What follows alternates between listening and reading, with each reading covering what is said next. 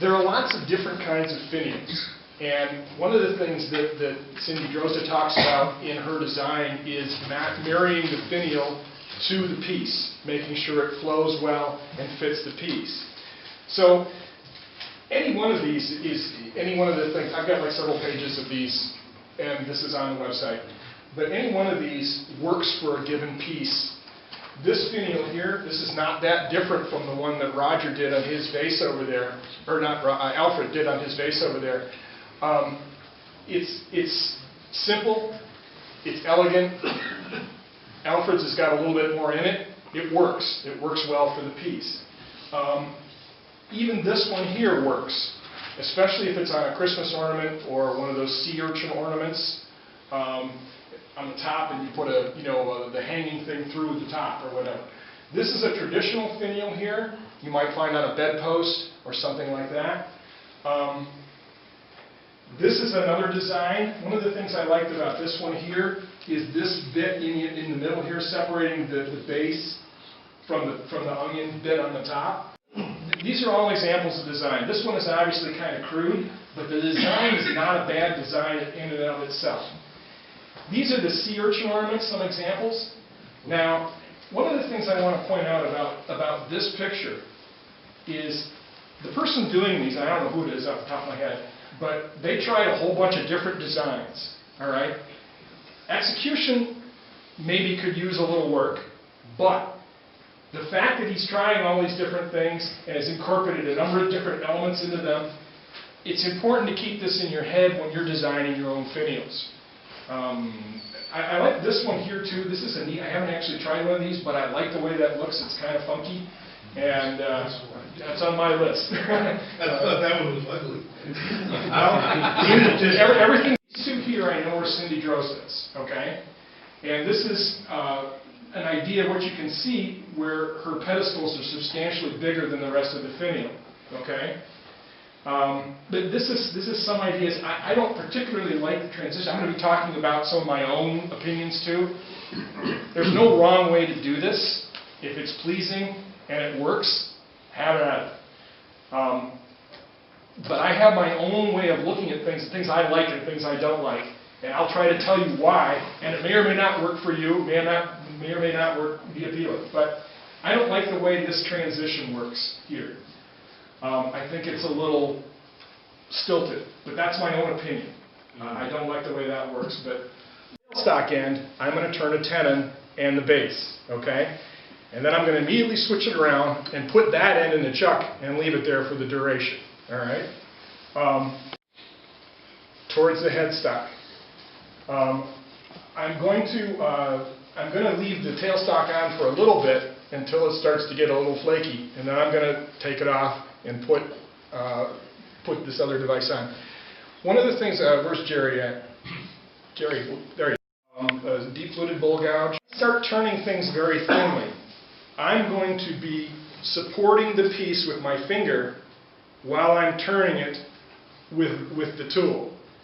And I'm going to be working on the top of the piece and addressing the wood with this bottom flute of this and a smaller tool, taking very thin cuts. That's this piece here. Take very thin cuts with sharp tools,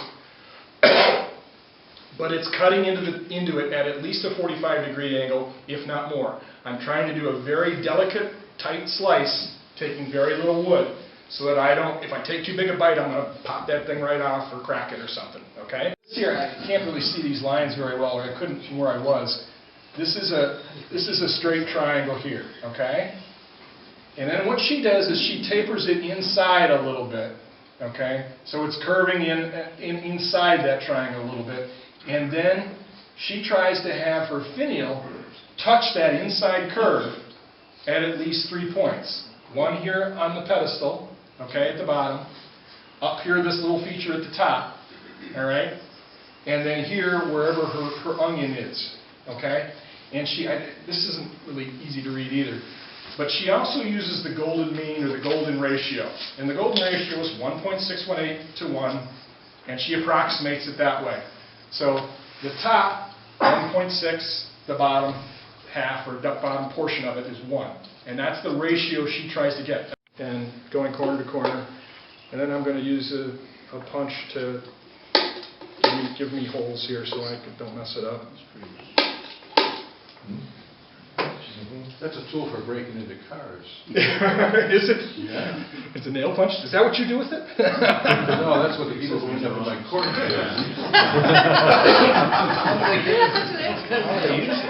Just push it against the window and it goes pow. Does it really? It doesn't take much. Yeah. Works good. You have to have trouble. Just blows it up. Now that you've announced it, you'll probably have more. Yeah, this looks like that crow, yeah, sure. Bring the tailstock up to center it, and we'll go from there.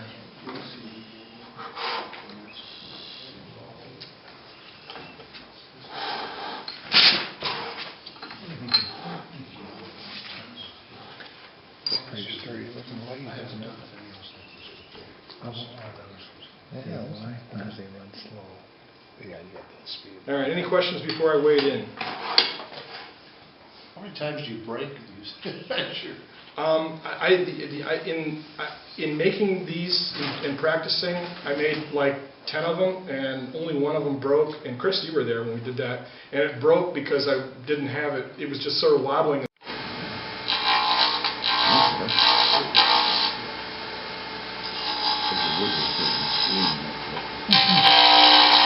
Ooh, that's like camphor or something. Yeah, Pungent. smells like Good, good. yeah. Yeah. The highlight of the meeting. That was quick. As soon as you cut into it, you can smell it. right. Yeah. Really bad.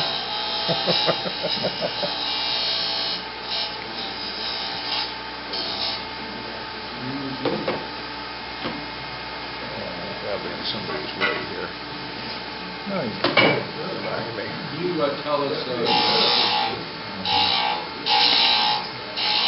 Finish it. And the reason why I'm doing that is because it's really hard to do that when it's the piece that's in the chuck. that's true. Are you going to tell us the design ahead of time or just wait and No, see? I'm guessing right now. I'm just doing the base. I don't know what I'm going to do. All right. You guys who have turned with me know that I kind of do a seat of the pants kind of thing. So basically, what I'm going to do is I'm going to make an effort to do something like this. All right. I'm going to turn a little feature at the top, and then I'm going to turn. Yeah, not this. It's going to look like that. Switches and stuff are all over here. So I get very confused.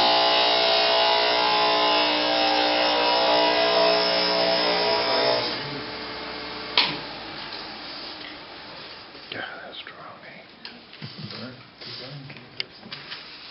Yeah. Smells good burning, doesn't it? Yeah. That's not oak. No, like I said, it's camphor.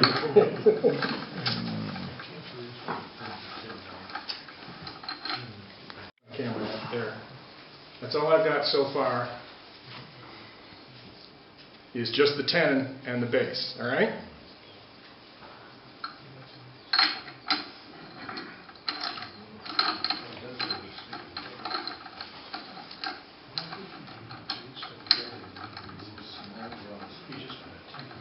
And these are pin jaws.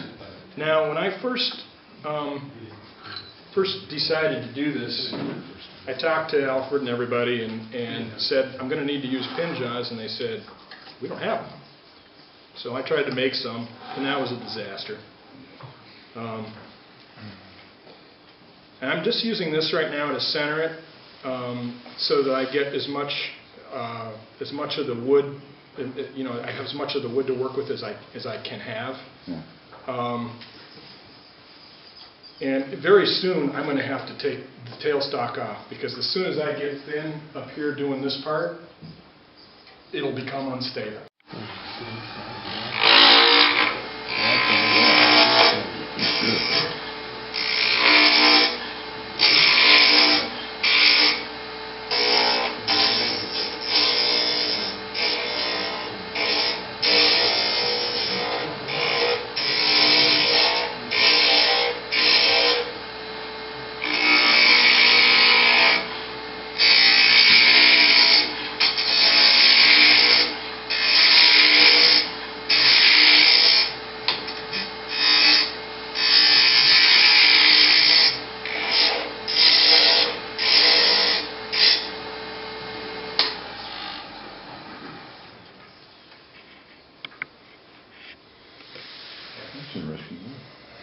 Yeah, it's pretty. You guys can't smell this right here. It's like. Oh, yes, we can. Yes, we can. You can. Okay. It's good wood, man.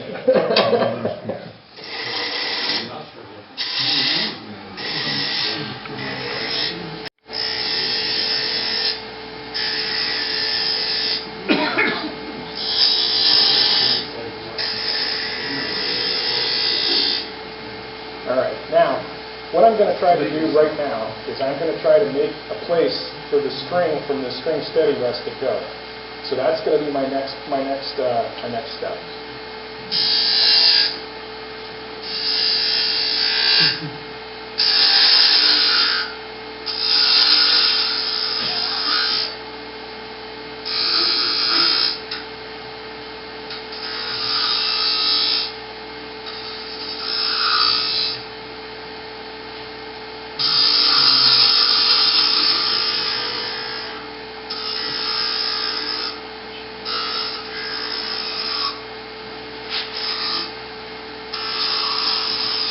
Good spot for it right now. Maybe that's a little too wide, so I'm going to take this down. Alright, I'm going to put the... Can we get a better close-up? Repeat that? A better close-up on that? I think we can try. Something. Okay, it'll have to do. No, it won't. I got to come back a little bit. It's alright? You got to make more stuff. And it uses, I've got some instructions on, some notes on how to do that and some links in the back to, It'll all be on the website? it's on the website and on my presentation. The presentation itself is in PDF on the website, right, Roger? And Type of the resource area? Okay. wherever it is, yeah. And it, the last page has got some links to the instructions for how to make this. The real guts of it is the precision of where you put these little screws here. You can come look at it later. And this is a piece of wax string. I took a piece of kite string I had sitting around, melted some beeswax on the stove, dipped it through it. It's got wax all over it, all right? It works really good. And the premise behind how this works is it's actually self-centering. And I found this out the hard way when I was making one of those tenons, or one of the finials I'm passing around. Popped it off the lathe, put this on, over this way, oops.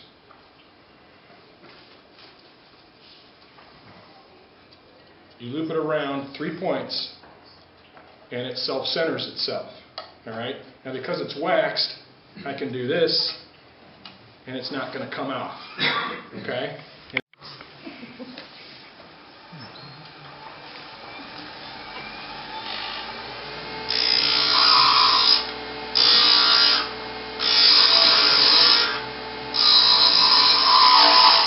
I'm trying not to take much wood.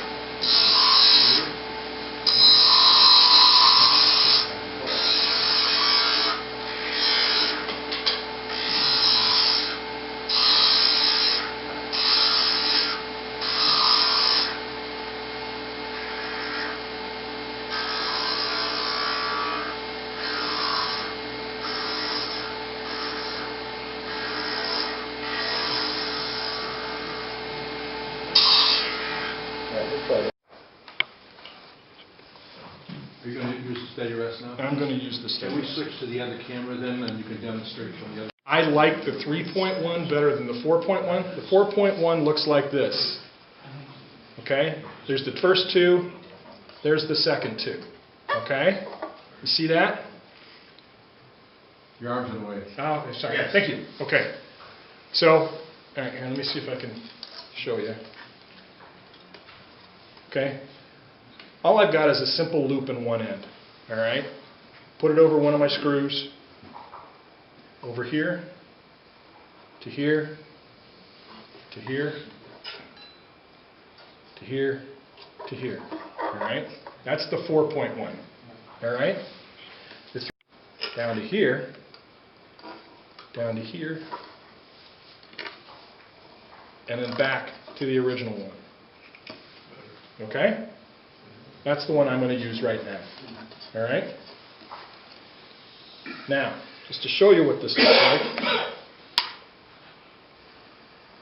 What's the reason between a 3 and a 4? Well, there's theories, and I'm not exactly sure. I do know that the 3.1 seems to self-center the piece, like I said before, and it seems to hold it really well. So the first thing I'm going to do now is I'm going to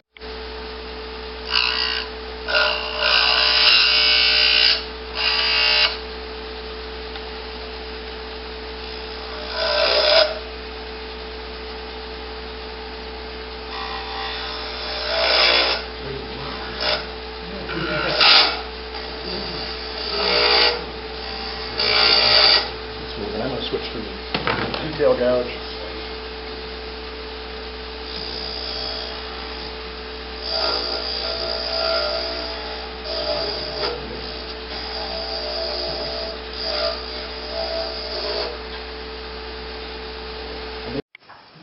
And we're good. I don't want to put the tailstock on because the tailstock will put pressure on it and sort of not give me a good.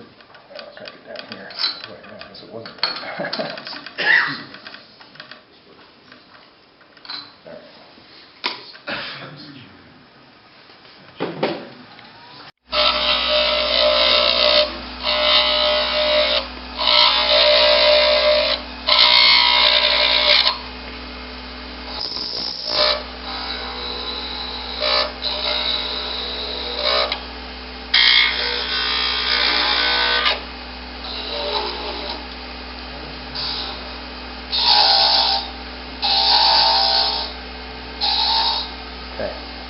I like that.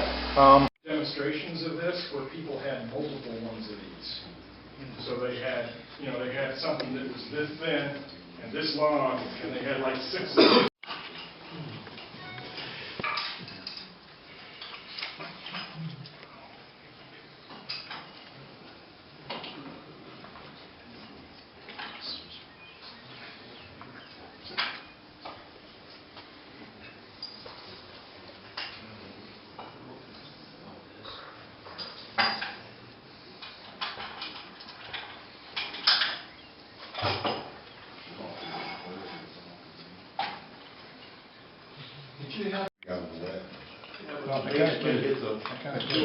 Yeah, the problem is base.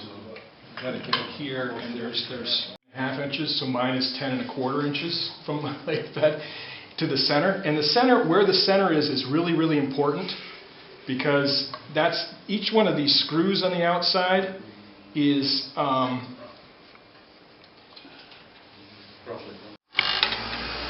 you guys see right now in a very general sense, so I know where I'm going to do it. All right.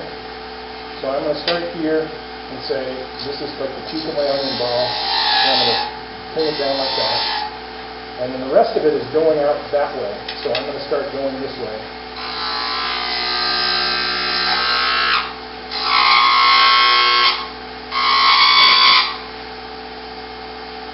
Trouble getting in here. Let's see if I can do it this way.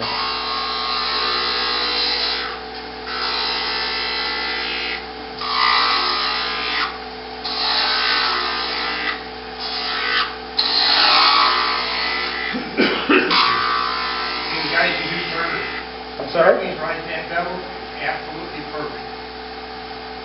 Thank you, Ray. I'm having trouble getting in.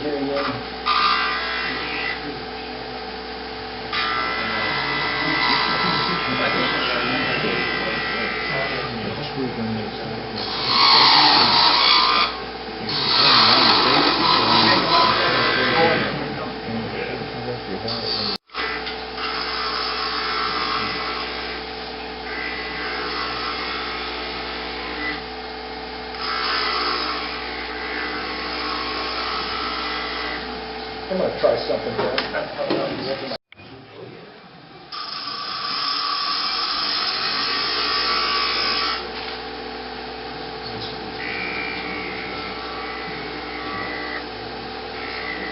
I'm turning inside this little steady rest here because I'm trying to get at this piece here.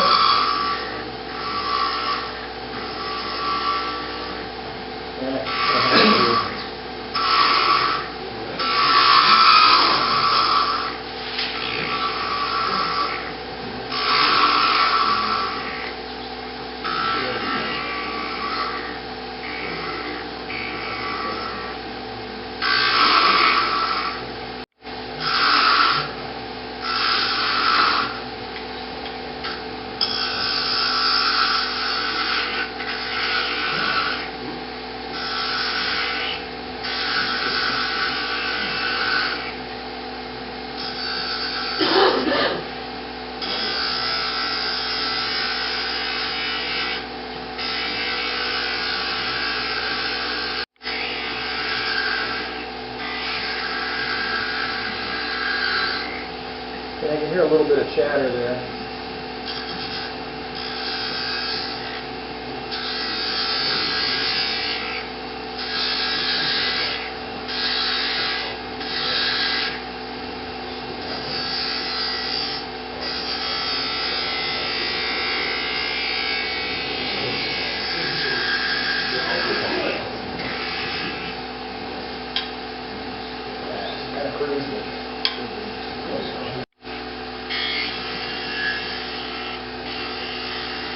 My head in the way.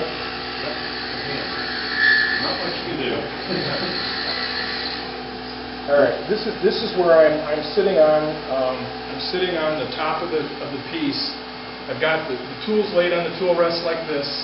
I'm on the top of the piece like this, and I'm slicing it with the bottom flute on this Could tool. you put that in front of the camera? Sorry.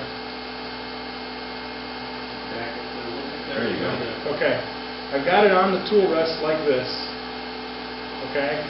And I'm slicing with the bottom flute on this tool, and I'm supporting the piece underneath it with my finger.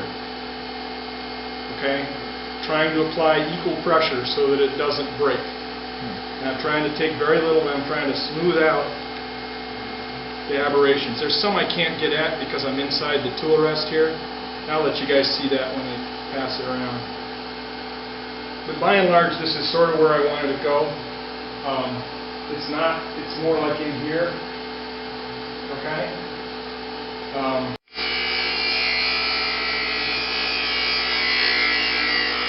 And then when I get down in the thin part, I'm coming in and putting my finger underneath and supporting it with the tool. Can you guys see that? It's like this. Okay?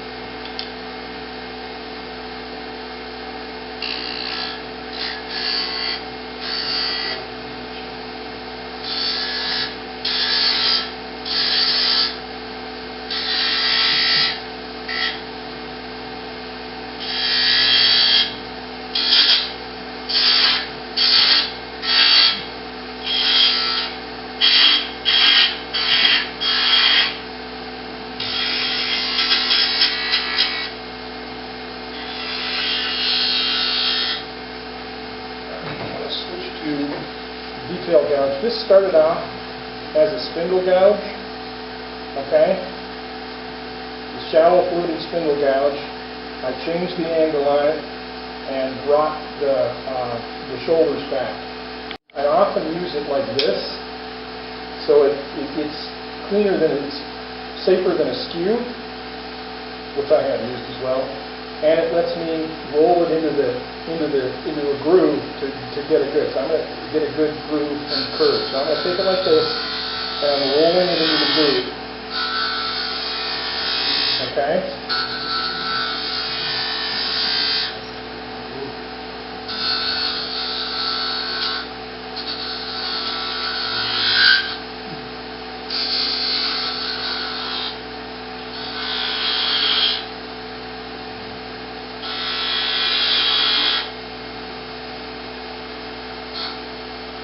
And the way, if I can get it, at least 45 degrees.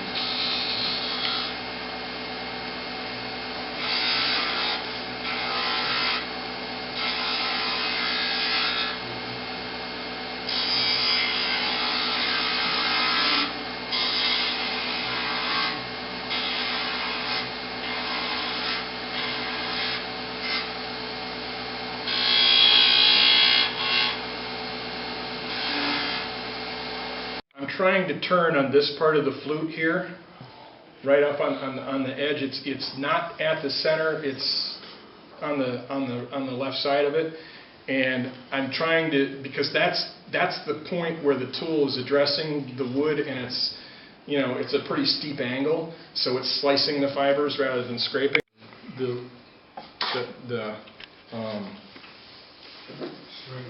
Yeah, because of the rest and the limitations in the lathe, and if I had some time to muck with it, I'd figure out how to do it. But you can move it around and so on. But is string burn on there?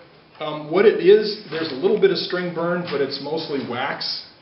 So, and that'll sand right off. You guys want to see that, you bastard? All right. So if you put a piece of That wax doesn't mess you up? What's that? Did you put a finish on that, the wax doesn't mess you up? It's not like you're putting in a shellac finish, it's just on the surface and it's burnished on, okay?